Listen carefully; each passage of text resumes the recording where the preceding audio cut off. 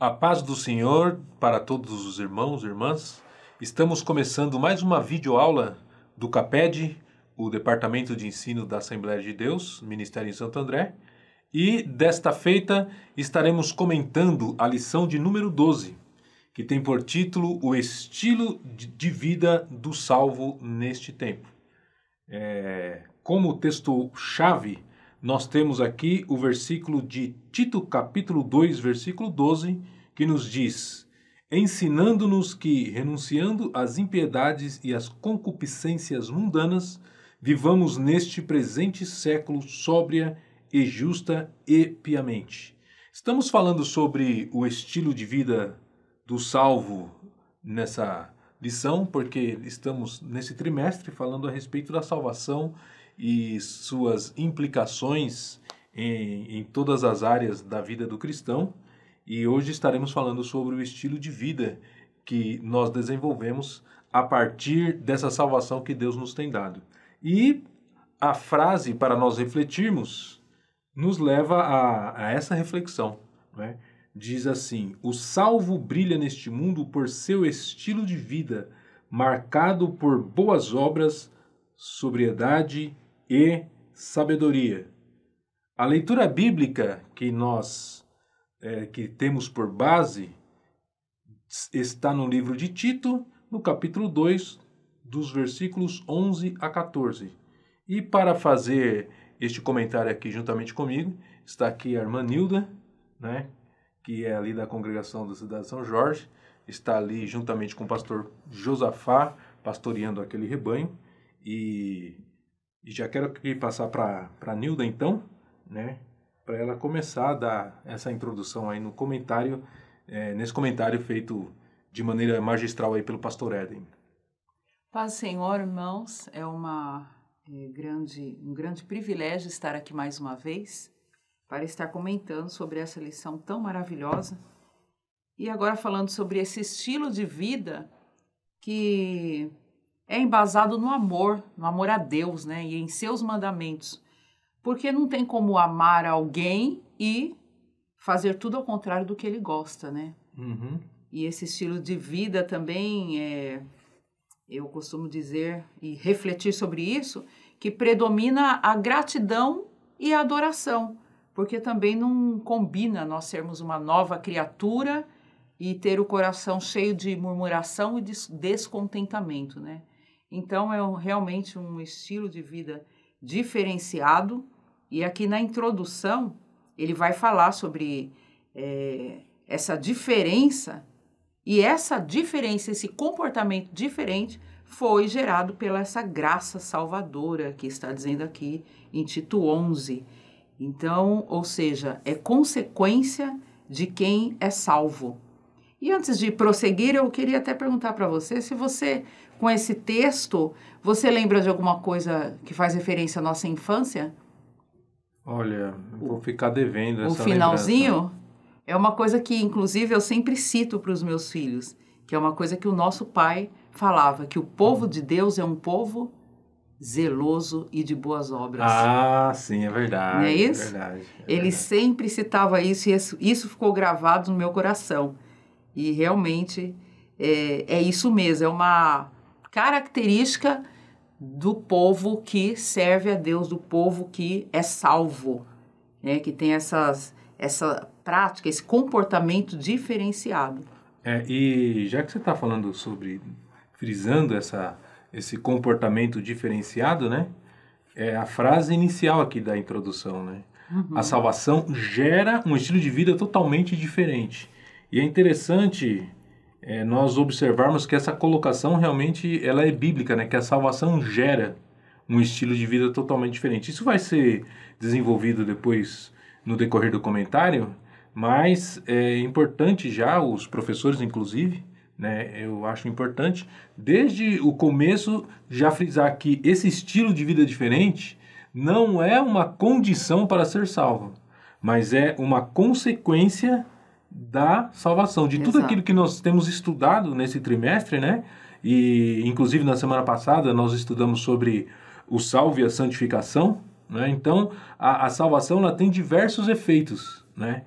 Então, esse estilo de vida que intitula aqui o comentário da lição, não, estilo de vida, não é um estilo de vida que a gente tenta desenvolver para poder conseguir a salvação, merecer a salvação, para conseguir ser digno da salvação, porque em nós não existe nem merecimento, nem dignidade, e como já disse um grande teólogo, que eu não lembro quem é agora, né, é aquela frase que na graça não há mérito, né? Então não é nada por mérito nosso. Então o nosso estilo de vida não é um estilo de vida que nos leva a merecer a salvação.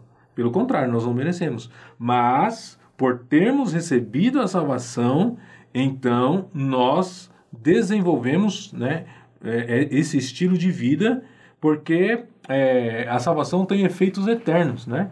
Como nós já estamos estudando nesse trimestre. Então, uma coisa interessante de nós também meditarmos à luz desse estilo de vida, que a salvação tem efeitos tanto no nosso passado, quando nós recebemos o sacrifício de Jesus Cristo, os nossos pecados todos são perdoados, aquilo que a gente já tinha pecado, tudo é perdoado, né? E tem efeito também no presente, que a graça que nos perdoa é a graça que transforma, né? Então, por meio dessa graça, nós recebemos uma natureza divina que nos faz ter esse estilo de vida diferente. E também tem efeito no nosso futuro, né, que nós, inclusive, veremos aqui na continuação do comentário sobre a volta de Cristo e etc. Mas, então, para resumir, concluir esse comentário sobre a introdução, o ponto que eu acho chave aqui é que a salvação gera e não... a salvação depende de nós desenvolvermos por nossas forças, né? Um estilo de vida totalmente diferente, né? Então, isso é consequência e não a causa da nossa salvação. Exato. Né? E nesse estilo de vida diferente, o primeiro tópico aqui que o comentarista destacou é sobre a prática de boas obras, não é? E o primeiro tópico ele vai falar sobre que a fé tem como resultado essas boas obras, e o que você pode nos dizer? Eu quero comentar aqui, continuando aí falando sobre essa graça, que aqui no texto ele vai falar da graça salvadora, né? Essa mesma graça que é imerecida e que não depende de nossos atos e que não é segundo o nosso mérito, essa mesma graça nos ensina que o fato de termos alcançado essa tão grande salvação ou de sermos salvos é que evidencia a produção de boas obras. Então, ou seja, é consequência. Esse novo modo de vida, ele não diz respeito à religiosidade. Então, agora que eu estou nessa religião, eu vou fazer isso ou aquilo outro, não. Ela diz respeito à intimidade com Deus, a relacionamento, né? Porque é esse relacionamento com Deus que vai desenvolver em nós novos comportamentos, mudança de mente e, em consequência, mudança de atitude. Eu vi até um comentário, se eu não me engano, na Bíblia de Estudo de NVI, que os cristãos deveriam ser conhecidos pela ânsia de fazer o bem e de ajudar o próximo, que nada mais aí isso já é um comentário meu, que nada mais é que ter desenvolvido a natureza de Cristo. Sim. Ou seja, quanto mais, aqui a gente está falando em fé que resulta em obras, quanto mais nós cremos em Cristo, essa nossa fé sendo desenvolvida em Cristo, mais nós vamos nos desenvolvermos e sermos parecidos com Cristo, com Ele. E aí ele coloca aqui, até achei interessante esse termo, somos instados, né? Ou seja, somos constrangidos a praticar as boas obras. Exatamente. E o texto, talvez o texto bíblico mais conhecido que fala a respeito da salvação pela graça, Efésios 2, 8 em diante, né? E aí aqui é mencionado no versículo 10, que é a continuação daquele texto, né? Efésios 2, 8, porque pela graça sois salvos, por meio da fé, isso não vem de vós. Não vem das obras para que ninguém se glorie, né? Aí o versículo 10, Paulo completa, inspirado pelo Espírito Santo, porque somos feitura sua, feitura de Deus, criados em Cristo Jesus para as boas obras, né? Então, quando nós fomos criados por Deus, a nova criação, aquilo que Jesus fala para Nicodemos, né? que quem nasce do Espírito é Espírito. Então, essa nova criação tem um propósito. Qual que é o propósito? Boas obras, né?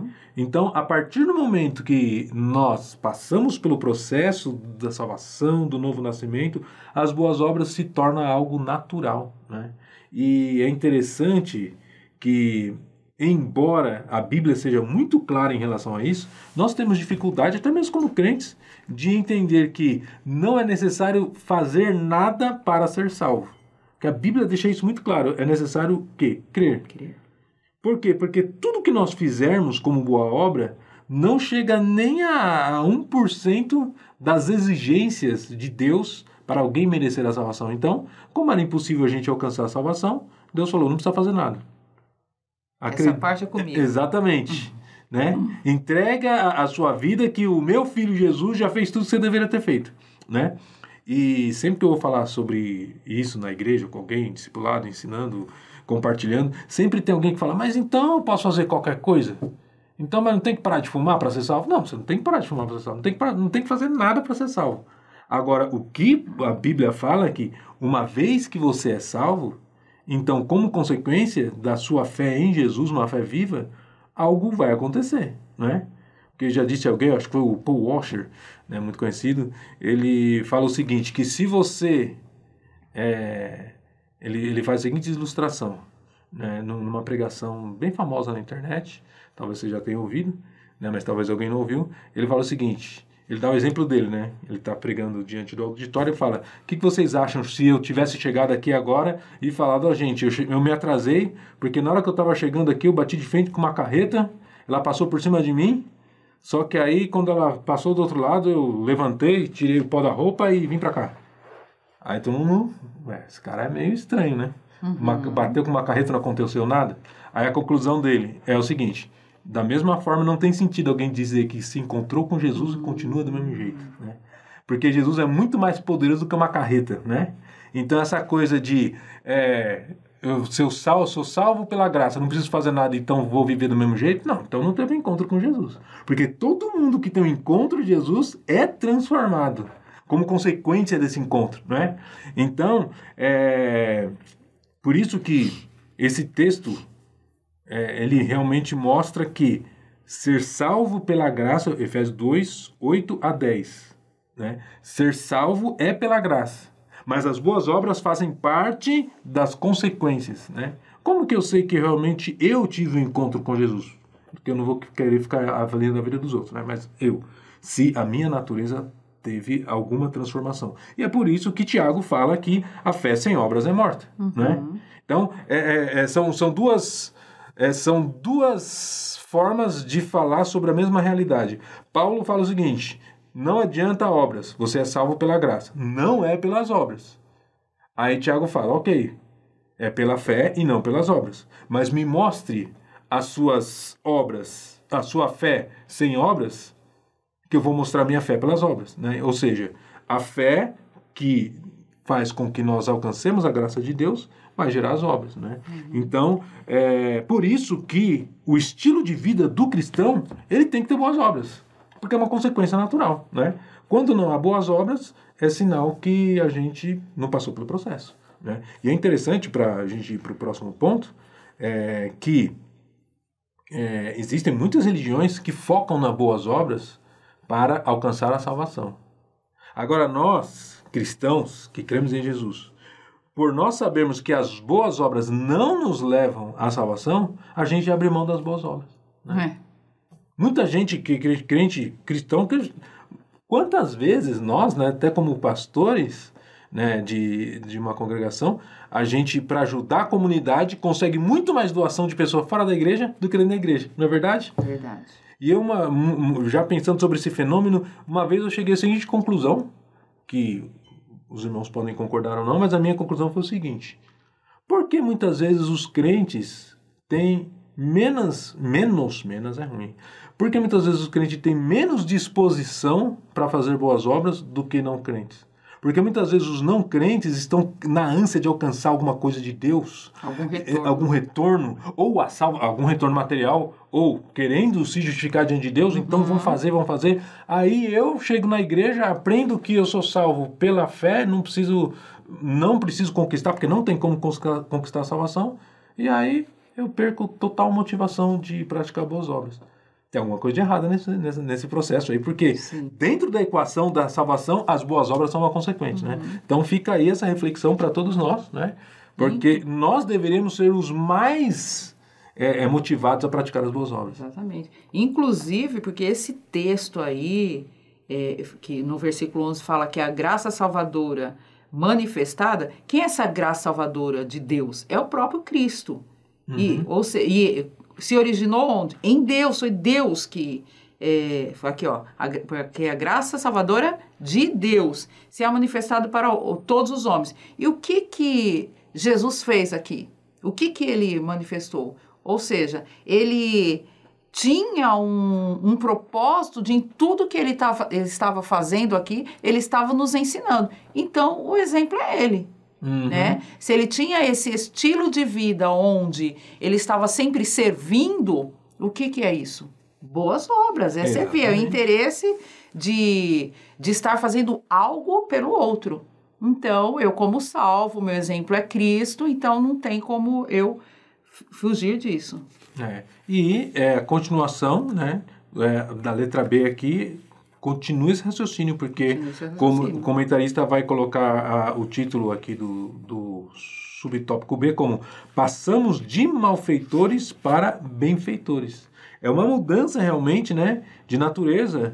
E eu até destaquei a frase aqui que ele diz, ó, a conversão faz com que o novo homem tenha um procedimento totalmente diferente. Agora ele se alegra em beneficiar as outras pessoas. Exato.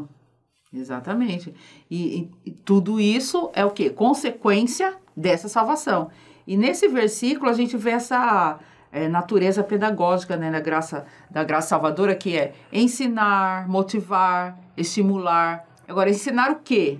A deixar o caminho, o versículo diz, né, ó, renunciando à impiedade e às concupiscências mundanas, vivamos nesse presente século sóbria, justa e piamente. Então, é deixar um caminho e viver um outro. É como está lá em Ezequiel 18, 21. Abandonar uma vida de pecados e aí ficar tudo de boa. Não. Em lugar disso, começar a praticar o que é justo. Exatamente. Então, em lugar de viver de uma forma, eu vou viver de outra forma. Ou seja, de malfeitor, eu vou me tornar um benfeitor. Ou seja, rejeitar a impiedade e viver uma vida mais santa. E dentro dessa vida mais santa, tem o comportamento. O comportamento diz respeito a essas atitudes que eu vou ter, a essa vida que eu vou ter, que é totalmente diferente de eu estar, por exemplo, alheio à necessidade do outro. Sim. Né? Egoísta, por exemplo, egocentrista, não cabe, né? Então, por causa também, aí a gente volta para o amor, né? Como que você vai... Você ama, a Bíblia diz, né? Como você diz que ama a Deus, você não ama o seu irmão. Então, realmente, ser salvo vai demonstrar por como você reage, como você se comporta diante da sociedade, em sua vida, no seu cotidiano. Exatamente. E eu até destaquei aqui alguns versículos de Efésios capítulo 4, que fala dessa mudança, né? De a gente deixar, como diz aqui o título do subtópico, passar de malfeitor para benfeitor, né? E Efésios capítulo 4, a partir do versículo 17, vou ler aqui alguns versículos, fala exatamente dessa mudança de natureza e diz assim: e digo isto e testifico no Senhor, para que não andeis mais como andam também os outros gentios na vaidade da sua mente. E aí, como que andam os gentios? É interessante que Paulo aqui nesse texto fala os outros gentios, porque eles eram gentios, né? As pessoas ali de Éfeso, né? Os efésios. Não eram judeus, então eram gentios. Né? Então, aí, no versículo 18, Paulo vai descrever como que é a vida dos gentios, que não conhecem a Cristo. Entenebrecidos no entendimento, separados da vida de Deus pela ignorância que há neles, pela dureza do seu coração, os quais, tendo perdido todo o sentimento, se entregaram à dissolução para com avidez cometerem toda a impureza. Aí ele vai falar no versículo 20, mas vós não aprendestes assim a Cristo.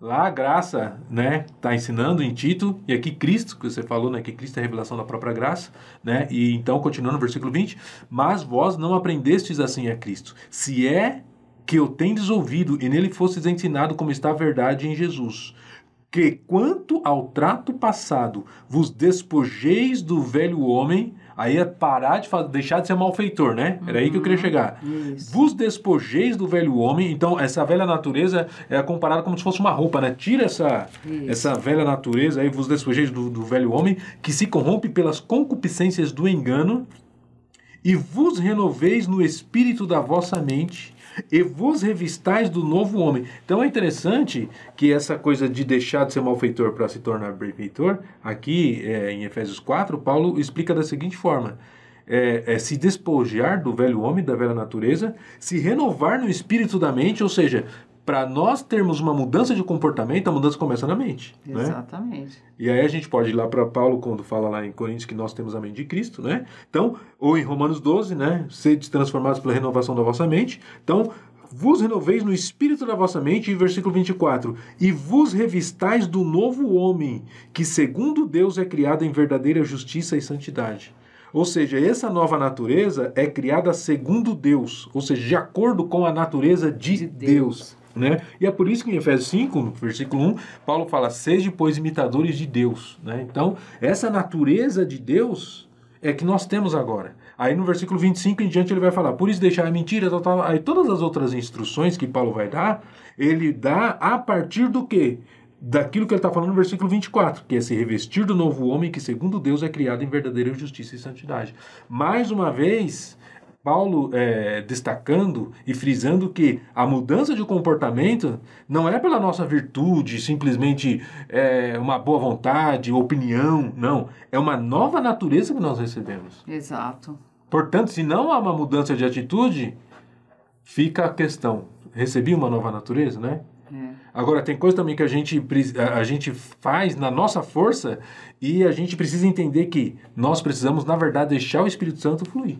Né? E não ficar simplesmente tentando agradar a Deus com as nossas próprias obras, mas sim, simplesmente deixar que aquilo que Deus nos deu, né? Tomar posse da vida eterna, como diz até Paulo para Timóteo, né? E então, só para concluir, essa é a diferença. Antes nós estávamos com a natureza do velho homem. Hoje nós recebemos uma natureza nova que é de acordo com a natureza de Deus. Né? E portanto, vamos chegar lá no amor, que você já falou tanto, na letra C, né? Boas obras praticadas por amor. Ou seja, a motivação, qual que é? O amor. Né? Aí a gente volta para o exemplo de Jesus. E primeiro, Jesus demonstrou que a sua ação foi toda de abnegação, abrindo mão de seus direitos. Né? E para nós, como cristãos, Deus com certeza nos dá várias oportunidades de abençoar, de fazer o bem, e longe dos holofotes, né? Oportunidades cotidianas que Deus nos dá, e se a nossa motivação não for o amor, nós estamos evidenciando que não estamos seguindo o exemplo de Cristo. E, consequentemente, só faremos aquilo que for visto pelo homem, para quê? Para receber um reconhecimento. Né? Exatamente. E sendo que a natureza de Cristo, essa mente de Cristo desenvolvida em nós, é totalmente diferente. É você fazer para Deus. Porque tudo, né? A Bíblia até diz lá em Colossenses, tudo que for de fazer em nome de Jesus Cristo, como se estivesse fazendo para Ele. Então, é tudo. Então, é essa motivação, o amor a Deus, o amor a Deus sendo desenvolvido, derramado em nosso coração, que vai transbordar para o outro. Então, a motivação sempre vai ser o amor. É o que está lá em Romanos 5,5, né? O amor de Deus está derramado em nossos corações pelo Espírito Santo que nos foi dado, né? E falando aqui em amor, é interessante nós lembrarmos também de Romanos, ou 1 Coríntios, capítulo 13, né? Que fala, se eu posso até oferecer meu corpo para ser queimado, mas se não for por amor, não vale de nada, né? Então, a motivação é isso que, inclusive, está aqui na revista, no texto da revista, né? Que o amor seja, a última frase do tópico C, né? Que o amor seja sempre a verdadeira motivação que nos movimenta. Porque se de fato não for por amor, não tem sentido. É interessante que só realmente com a nova natureza é que nós podemos expressar o verdadeiro amor de Deus, né? Porque é isso que você falou, fazer as coisas para ser visto, ou fazer as coisas por próprio interesse, né? Uhum. Porque o amor é uma característica de Deus. Eu costumo dizer que Deus é o único que pode realmente expressar o verdadeiro, mais puro amor. Por quê? Porque Deus não precisa de nada, né? Eu, por exemplo, eu amo a minha esposa, mas ela me beneficia em muitas coisas, né? Uhum. Então, se a gente for fazer uma autoanálise, até que ponto, muitas vezes esse meu sentimento, ele tem origem em algum interesse pelo meu próprio bem-estar, né? Então, o amor puro, puro, puro, só Deus pode manifestar, porque senão a gente não existisse, para Deus não ia fazer diferença nenhuma, né? Deus é completo, Deus é puro, Deus é santo, Deus não precisa de gente para nada, mas Ele nos criou e Ele derrama sobre nós esse amor desinteressado. E quando o homem se rebelou contra Deus, o que Deus poderia fazer? Não me quer mais? Lança um raio sobre a terra e acabou tudo. Deus vai continuar feliz, satisfeito, do mesmo jeito. Mas, não. Ele enviou o seu próprio filho, isso é amor. Agora, esse amor puro de Deus, que Paulo fala aqui em Romanos 5,5, é derramado em nosso coração, e isso é uma característica do verdadeiro salvo, né? E é uma reflexão para nós, né? Será que nós manifestamos esse amor? Por que muitas vezes nós não manifestamos esse amor, né? Será que nós temos uma grande dificuldade, né, em servir, em fazer qualquer coisa, né? Sim, exatamente. Ou a gente tem uma espontaneidade em fazer? Sim, exatamente. É uma reflexão que a gente tem que... Porque isso que vai demonstrar se nós estamos realmente... Se esse amor está fluindo em nós ou não, né? Muito bem, então esse foi o primeiro tópico que nós falamos, que o comentarista falou a respeito desse assunto tão importante. E agora, agora nós vamos falar sobre a prática das boas obras, né, no primeiro tópico. E agora o segundo tópico, você pode comentar aí conosco, que nós estaremos falando então a respeito do temor a Deus e sabedoria. Temor a Deus e sabedoria, e no subtópico aí ele fala viver no temor de Deus. E aí o comentarista aqui, ele fala do livro de Eclesiastes, né? Uhum. Eu achei muito pertinente essa reflexão. Inclusive, pensando nessa reflexão, eu lembrei e quero até recomendar para quem ainda não leu o livro Uma Vida com Propósito, que num dos capítulos do livro, ele fala... o tema é a vida é uma atribuição temporária, né? É bem interessante. E nós vemos em Jó, capítulo 8, versículo 9, que diz que nossos dias na terra são como sombra. Tamanha é a brevidade da nossa vida. E a fragilidade, né? Fragilidade. Sombra é uma coisa tão que você nem pega. Exato. E Salmos 39:4, o salmista pede para que o Senhor lhe mostre a medida dos seus dias, ou seja, que o faça entender, considerar o quão breve eles são. Aí, a partir dessa reflexão, ele vai reconhecer a sua fragilidade, né? E aí o comentarista, ele fala de viver na contramão. E eu fiz nessa perspectiva, viver na contramão é exatamente você não estar apegado às coisas terrenas, né? Porque o mundo vive dessa forma. Ele se apega às coisas terrenas, ele prioriza os interesses materiais, mas nós não podemos perder a nossa identidade. Filipenses 3, 19 e 20 vai dizer o quê? Que nós somos cidadãos dos céus.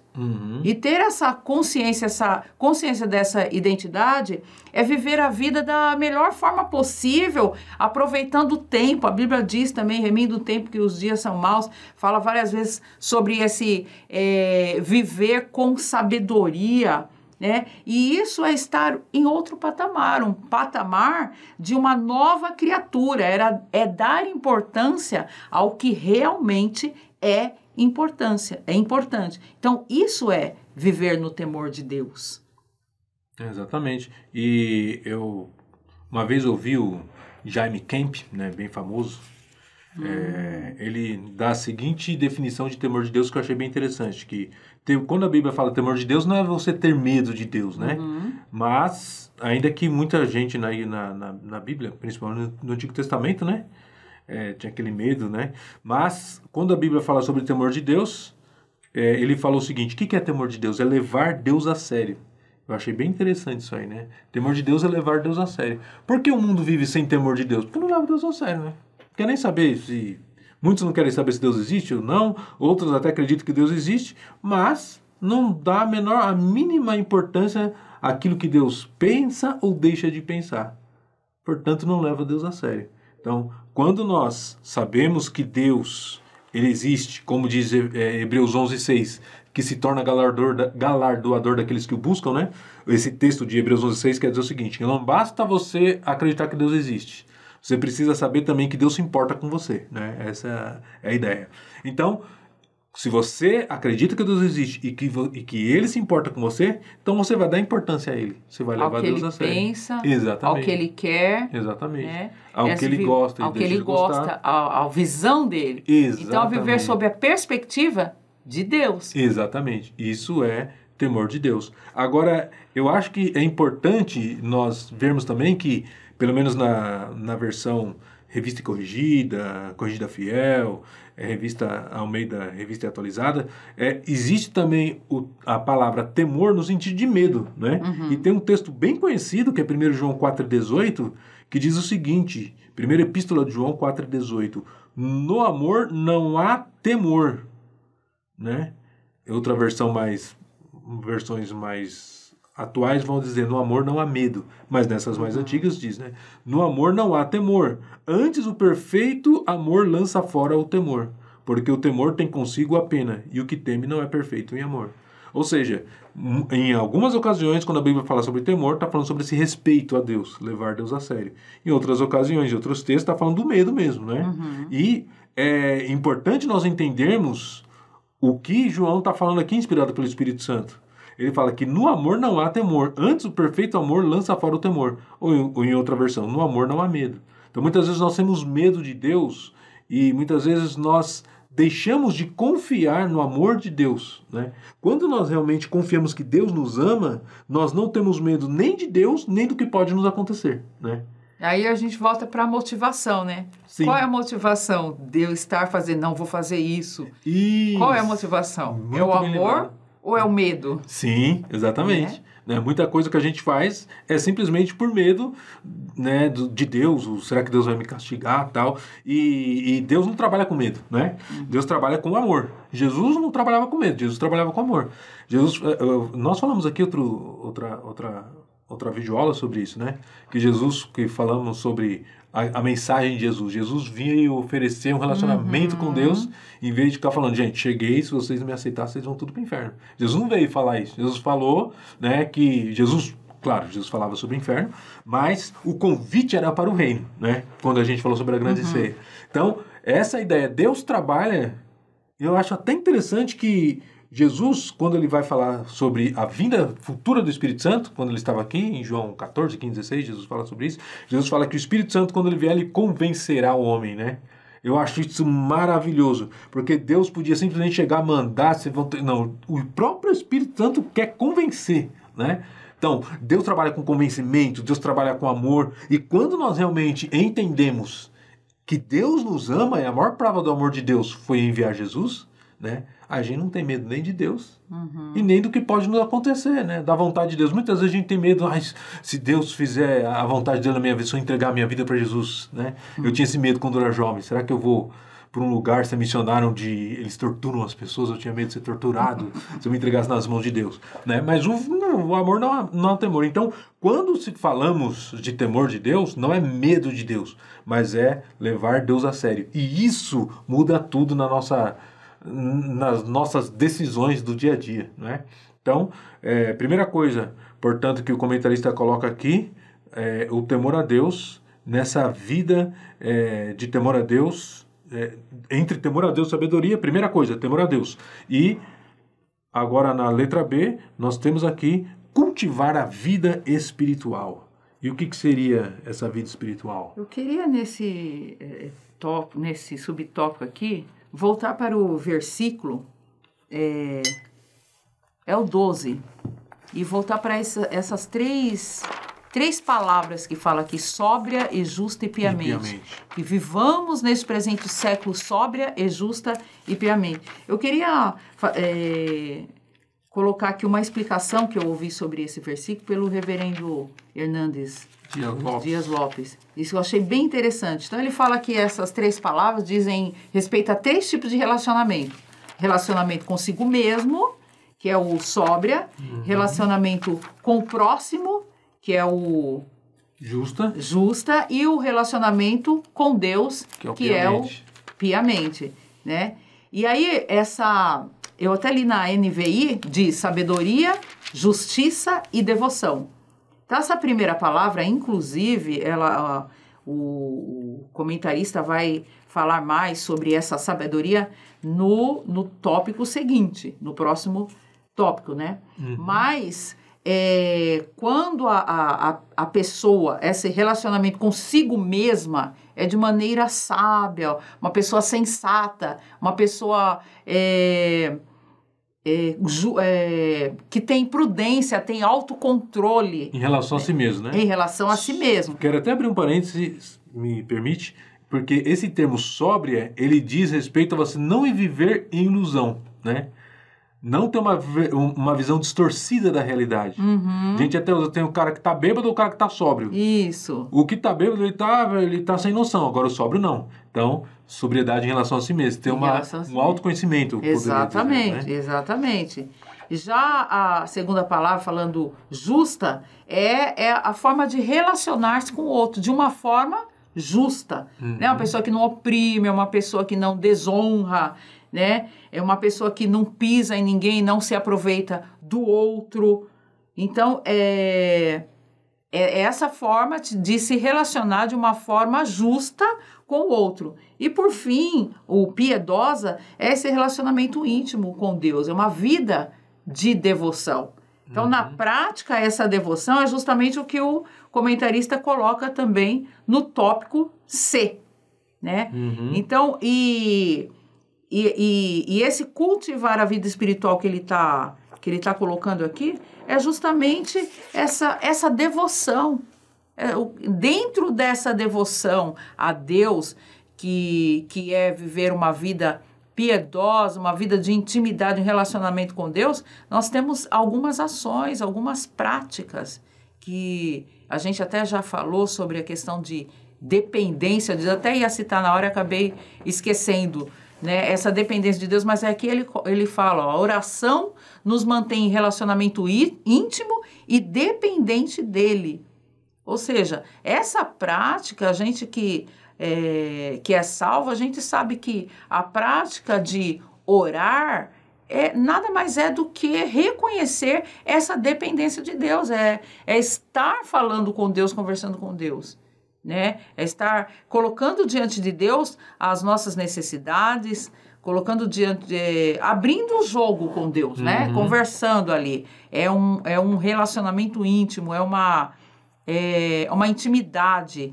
E aqui ele também fala da palavra, né? A palavra de Deus, vida de oração e prática de fé são fundamentais. Fala sobre essa vivência com a palavra de Deus, que é o quê?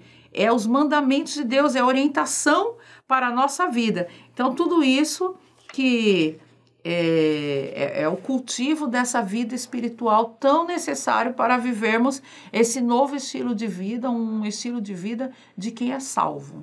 Exatamente. E como você citou aqui o versículo 12, né? Essa piedade, ela vem porque a graça nos ensina que renunciando à impiedade e às concupiscências mundanas, né? Então, é interessante que a natureza que Deus colocou em nós, por meio do Espírito Santo, quando a gente recebe a Cristo na nossa vida, ela vai florescer à medida que a gente renuncia à impiedade e à concupiscência. O que é concupiscência? Eu lembro que desde pequeno eu explicava, né, que é o desejo descontrolado da carne, o desejo irresistível. Então, quando a gente deixa de dar vazão àquilo que a nossa carne quer, a gente passa então a permitir que a natureza de Deus floresça, né? Que é como uma balança, né? Paulo ele fala lá em Gálatas capítulo 5 que o espírito milita contra a carne contra o espírito, né? Então é essa questão. Quando a gente dá prioridade a essa vida espiritual, cultiva esse relacionamento com Deus, consequentemente a nossa carne ela vai ficar enfraquecida, né?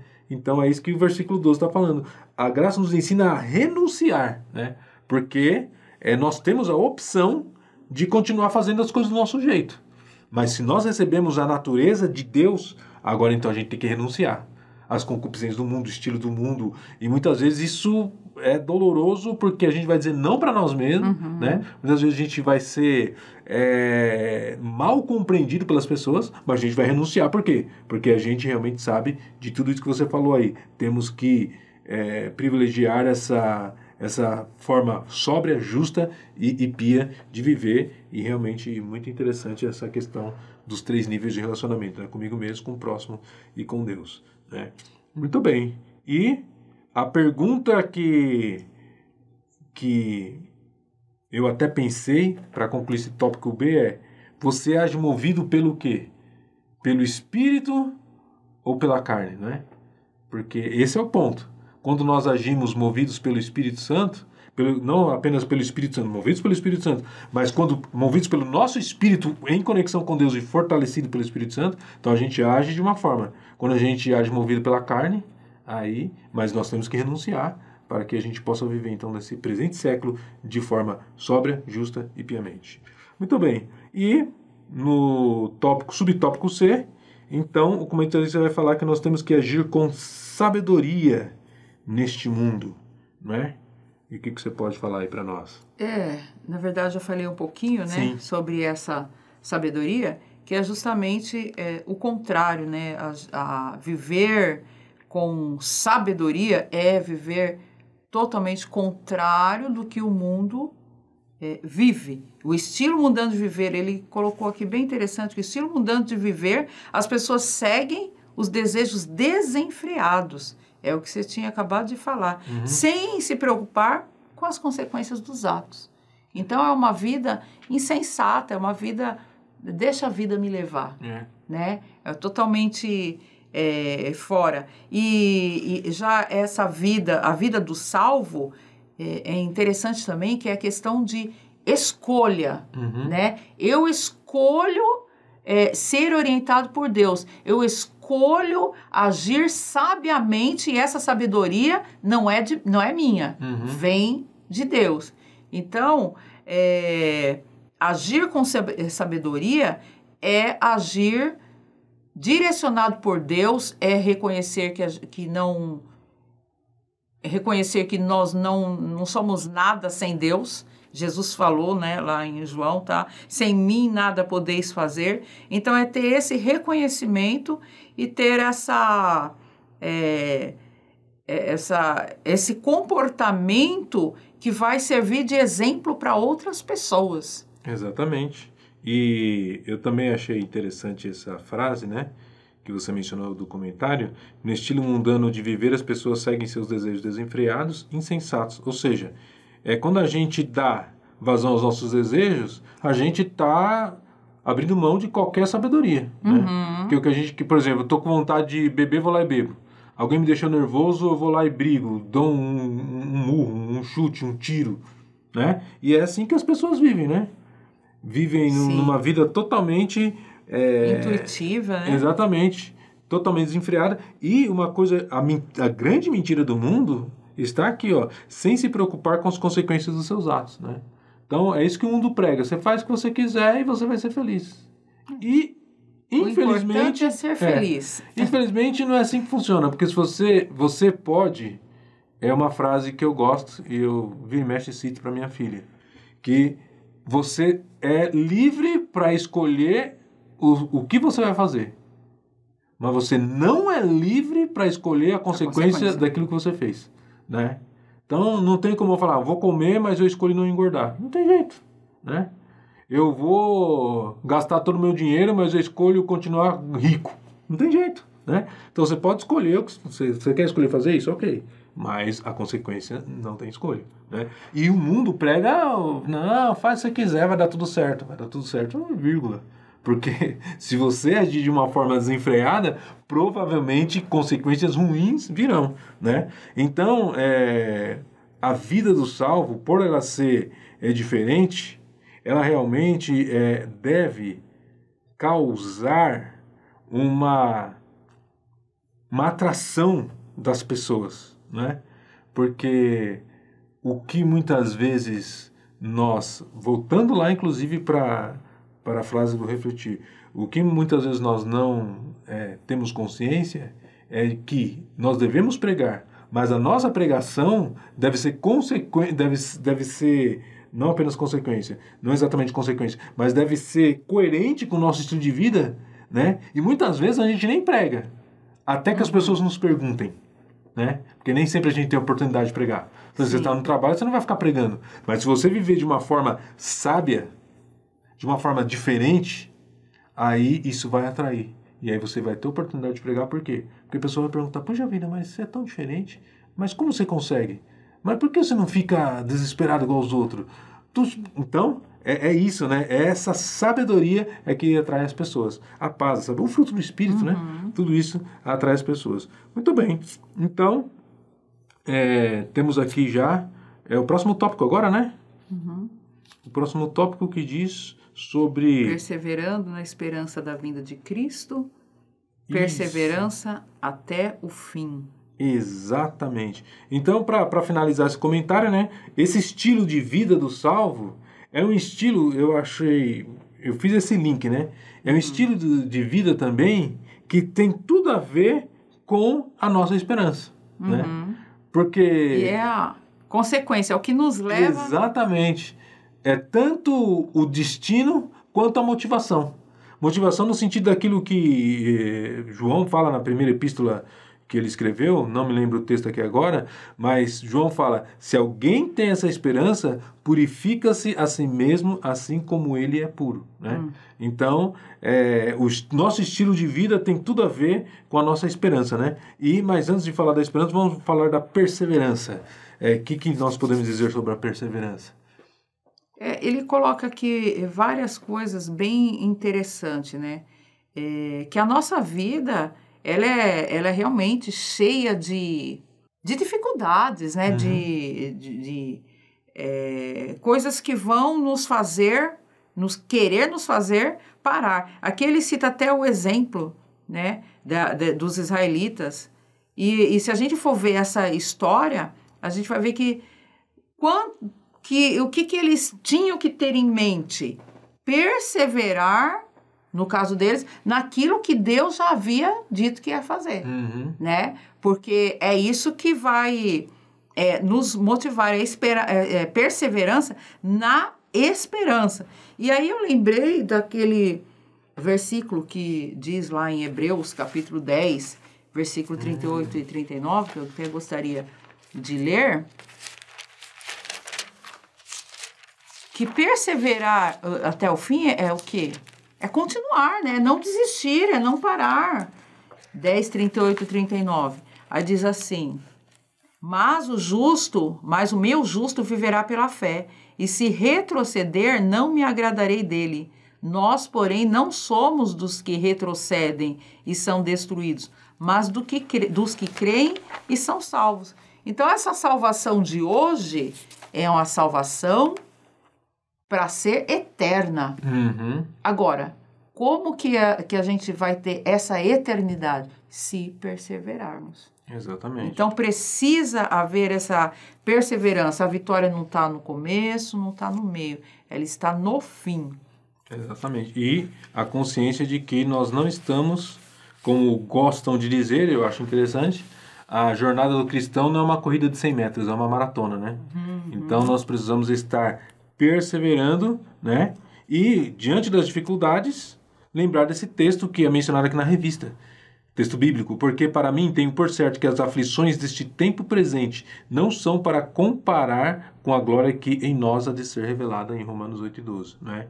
E porque fala-se de glória, vamos lá para o subtópico B, porque estamos aí na expectativa da vinda de Jesus, né? E eu achei interessante, digno de mencionar, essa frase que diz: enquanto vive neste mundo, o cristão prossegue aguardando a vinda do Senhor Jesus. Ou seja, a gente vive aqui nesse mundo, mas a nossa expectativa é a volta de Jesus, né? E é por isso que a nossa vida, ela deve ter realmente esse combustível, né? E é uma coisa que muitas vezes a gente fala, mas se nós formos ser honestos, nem sempre a gente está na expectativa da vida de Jesus, da vinda de Jesus, né? Mas o nosso relacionamento com Deus, como você mencionou agora há pouco, várias vezes, esse relacionamento, quanto mais o nosso relacionamento com Cristo é estreito, mais nós ansiamos pela sua vinda, né? Sim, mesmo porque a gente vai vivendo, se incomodando com tantas coisas que são próprias do sistema mundano, né? E aí, qual que é a nossa esperança? Qual que é o sentimento que a gente tem? Da vinda de Cristo. Exatamente. Porque se a gente não tiver essa esperança, significa que a gente já está se acostumando, se acomodando, né? E esquecendo da recomendação, e não vos conformeis com este mundo. Então aí a gente já está assim, mas é natural isso, é normal, e aí vai o quê? Morrendo. Porque é o que muitas pessoas já aconteceram. Quantos estavam entre nós com essa mesma fé, com essa mesma expectativa, com essa mesma motivação, mas já não vivem mais essa esperança. Já retrocederam. Sim. Né? Mas também serve como um termômetro para a nossa vida. Como eu estou me sentindo? Será que eu tenho ainda essa expectativa? Será que eu estou nesse anseio pela vinda de Cristo? Ou eu vivo tão confortavelmente que tanto faz Jesus voltar como não? Eu acho que são duas coisas, né? Pelo menos. O amor a Cristo e a aversão ao pecado que reina no mundo, né? É a gente amar a Cristo e a gente também não se sentir parte do sistema, né? Como disse Pedro, né? Que nós somos forasteiros, que a gente está aqui de passagem, né? Então, quantas vezes a gente tem aquela ânsia pelos bens materiais e tal, né? Como se a gente fosse viver aqui eternamente. A gente está aqui de passagem, né? E quando a gente tá... Eu lembro que uma vez eu preguei e dei até um exemplo que eu achei interessante, que quando a pessoa está viajando, você não vê de um lugar para o outro, você não vê a pessoa acumulando tudo e levando junto, né? Você não vê ninguém viajando com a geladeira nas costas, tal, porque quando a pessoa está de passagem... Pelo contrário, ela faz uma programação para o ter o menos possível. Exato, por quê? Porque tá de passagem. Então, quanto mais a gente tem o desejo de acumular, é sinal que a gente está perdendo essa dimensão de que nós não somos deste mundo. E se nós realmente não somos desse mundo, a gente tem um estilo de vida diferente. Então, uma coisa, tudo se encaixa, né? E para finalizar, então, esse tópico B e já entrar na conclusão, aí sim, 1 João capítulo 3, eu havia mencionado, os versículos 2 e 3, que João fala: amados, agora somos filhos de Deus e ainda não é manifestado o que havemos de ser. Né? Eu acho interessante quando ele fala isso. Somos filhos de Deus agora, mas ainda a gente não é tudo, não se manifestou tudo que a gente é. Né? A gente já é, mas é como a semente, que ela tem tudo lá dentro, mas não virou ainda a planta, a árvore. Né? Então, eu acho que o Espírito Santo queria gerar em nós aquela expectativa. Ai, meu Deus, eu quero ser tudo que eu já sou, né, em Deus. Olha, agora somos filhos de Deus, mas ainda não é manifestado o que havemos de ser. Mas sabemos que quando Ele se manifestar, seremos semelhantes a Ele. Porque assim como é, o veremos. Aí é uma esperança maravilhosa. E aí João completa, no versículo 3. E qualquer que nele tem essa esperança, purifica-se a si mesmo, como também ele é puro. Né? Então é tremendo nós realmente sabermos que, né, esse estilo de vida ele é gerado por Deus, essa natureza nós recebemos, mas nós ainda não estamos na plenitude dessa natureza. Mas um dia estaremos, quando nós formos como ele é. Mas enquanto a gente não é como ele é, a gente tem essa esperança. Então a gente já vai se tornando como? Nos purificando nós mesmos. Amém, isso mesmo. Eu também quero só concluir aqui, você me fez lembrar de 1 Coríntios 15, onde ele está falando dessa transformação, que nós temos um corpo corruptível, vamos ter um corpo incorruptível, então vamos ser como ele é, né? E aí, para fechar, ele está falando tudo sobre isso, está falando sobre a vinda de Jesus, está falando sobre o poder sobre a morte, né? E aí ele fecha: portanto, meus amados irmãos, sede firmes e constantes, sempre abundantes na obra do Senhor, sabendo que o vosso trabalho não é vão no Senhor. Então, que nós venhamos continuar com essa certeza de fé, com essa esperança e com essa expectativa. Enquanto estamos aqui, vamos trabalhar, vamos fazer o melhor para o Senhor, sempre almejando o grande dia de termos, de usufruirmos dessa salvação eterna. Amém. Então que Deus abençoe a cada um dos irmãos e que você, professor e professora, possa aí também buscar mais conhecimento na palavra de Deus, materiais, e levar os seus alunos, juntamente com você, a ansiar pela vinda de Cristo, mantendo esse estilo de vida digno da vocação de Deus sobre as nossas vidas. Que Deus abençoe a todos em nome de Jesus.